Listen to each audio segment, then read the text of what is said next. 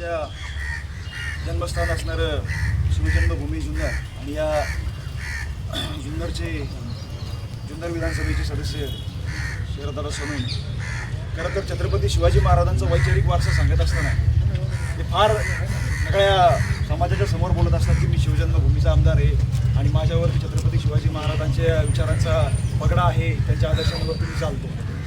आणि ज्या वेळेला ते असं सांगत असतात त्यावेळेला आम्हाला कधी कधी प्रश्न पडतो की एकीकडे छत्रपती शिवाजी महाराजांचा वारसा सांगायचा आणि दुसरीकडं शिवीगाळ करायची, धमक्यांची भाषा करायची. आणि काल तर मला वाटतं सकाळीच मला कोणीतरी स्टेटस दाखवलं, त्याच्यामध्ये असं त्यांनी टाकले, त्यांच्याच त्या फेसबुकच्या याच्यावरती मला वाटतं टाकले, किती बी समोर येऊ दे त्यांना एकटा बस. ही कोणती भाषा आहे? ही अशी मारामारीची आणि भांडणांची भाषा जर करायची असेल तर कोणीच कोणाला कमी नाही. मला एकच सांगायचं आहे, या निमित्ताने आपण संसदीय लोकशाहीचा स्वीकार केलेला आहे. हे कॉन्स्टिट्यूशनवरती चालणारं राष्ट्र आहे. इथं एक व्यवस्था आपण निर्माण केलेली आहे, त्या व्यवस्थेचे तुम्ही घटक आहात, आम्ही घटक आहात. ज्यावेळेला आपण 4 स्तंभ लोकशाहीचे म्हणतो त्यावेळेला एका स्तंभाचे घटक तुम्ही आहात, एक स्तंभ आम्ही आहोत. आणि तुम्ही अशा पद्धतीने भाषा करता की मी त्या त्या पत्रकाराकडे बघून घेईल, 15 ऑगस्ट येऊ द्या जाऊ द्या, त्याच्यानंतर माझ्यावरती अनेक कलमं लागलेली आहेत. हा तुम्हाला एवढा काय म्हणतात त्याला, तर भाषा वेगळी, संविधानिक भाषा वापरायची मगरुरी येते कुठून? माझं बोलू शकत नाही आपण, हे येतं कुठून? मला तुम्हाला एकच सांगायचं आहे, मी कालच त्यांचं ते ॲफिडेव्हिट पाहत होतो इलेक्शनच्या निमित्ताने त्यांनी भरलेलं, त्याच्यामध्ये 10वीचा उल्लेख आहे, त्याच्यानंतर परत 12वीचा कुठेतरी थोडासा तोडका मोडका उल्लेख आहे, FYJC कॉमर्स असा उल्लेख आहे. मला असं वाटतं की आज आपण सगळे पत्रकार इथे जमले, नागरिक शास्त्राचं एखादं पुस्तक जर आणलं असतं आणि त्यांना भेट दिलं असतं तर बरं झालं असतं.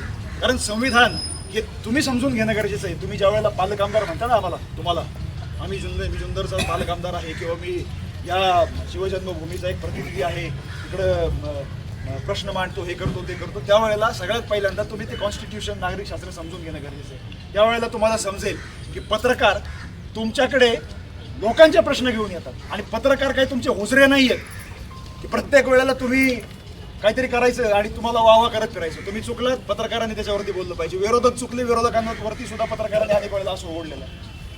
सत्ताधाऱ्यांना प्रश्न विचारणे हा तर पत्रकारांचा हक्कच आहे, कारण आम्ही ना तुमच्यासाठी जबाबदार आहोत ना विरोधकांसाठी, आम्ही जबाबदार आहोत फक्त जनतेसाठी. जनता केंद्रस्थानी मानून आम्ही आमचं काम करत असतो. ज्या वेळेला तुम्ही चुकता त्यावेळेला तुमच्या विरोधात बोलण्याची हिंमत आमच्यामध्ये आहे, ज्या वेळेला विरोधक चुका करतात त्यावेळेला त्यांच्या बाजूने सुद्धा बोलण्याची आमच्याकडे हिंमत. मग अशी वाणी साहेबांनी उल्लेख केला की भांडणं लावण्याचं काम वगैरे वगैरे. मला एकच सांगायचं, 2024च्या निवडणुकीमध्ये ज्या वेळेला काही व्हिडिओ सोशल मीडियावरती व्हायरल झाले होते, मला त्याबद्दल जास्त बोलायचं नाही. मात्र त्यामुळे जे भांडण तुमच्या तिकडे झालं होतं ना, ते भांडण जर त्यांनी मिटवलं नसतं तर आज तुम्ही विधानसभेमध्ये गेला नसतं. ही उपकाराची जाणीव तुमच्यामध्ये जर असेल तर तुम्ही आमचं सोडावं, आम्ही नवीन आहोत. वाणी साहेबांसारख्या 3 तप पत्रकारितेमध्ये त्यांनी जे काम केले आणि आता मला वाटतं 4थं तप सुरू असेल. तुमचा राजकीय पटलावरती ज्या वेळेला उदय झालेला नव्हता तेव्हापासून वाणी साहेब पत्रकारिता करतात. आम्हा सर्व पत्रकारांचं मार्गदर्शक म्हणून त्या ठिकाणी DK वळसे सर असतील, वाणी सर असतील, अतुल सर असतील, या सगळ्या लोकांनी तिथं काम केलं. आणि तुम्ही या लोकांना धमक्या देण्याचं काम करता आणि वर तुमची अरेरावीची भाषा की एकटा समोर, तुम्ही किती समोर येऊ द्या आणि एकटा बस, ही कोणती पद्धत आहे? ही लोकशाही आहे.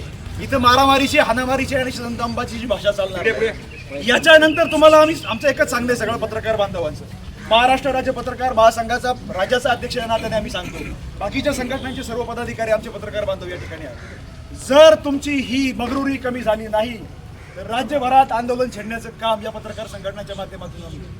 दुसरं एक तुम्हाला सांगायचं आहे, तुम्ही युट्यूबच्या लोकांना युट्यूबची टोळी असं म्हणून हिनवत असता. प्रत्येक जागतिक पातळीवरती जाऊन बघा, भारतामध्ये बघा. मगाशी मला वाटतं कडलक सरांनी उल्लेख केला, सरांनी पण उल्लेख केला की देशाचे प्रधानमंत्री सांगतायत की आपल्याला फिजिकलकडून डिजिटलकडे जायचं. त्यांना इंस्टाग्रामची, फेसबुकची, तुमची यूट्यूबची ताकद माहिती. तुम्हाला जर तुमच्या डोळ्यामध्ये जर यूट्यूबवाले पोपत असतील तर हे यूट्यूबवाले तुम्हाला तुमची जागा दाखवतील.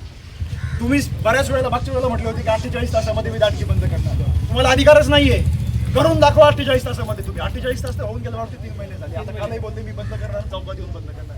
हिंमत असेल तर बंद करून दाखवा.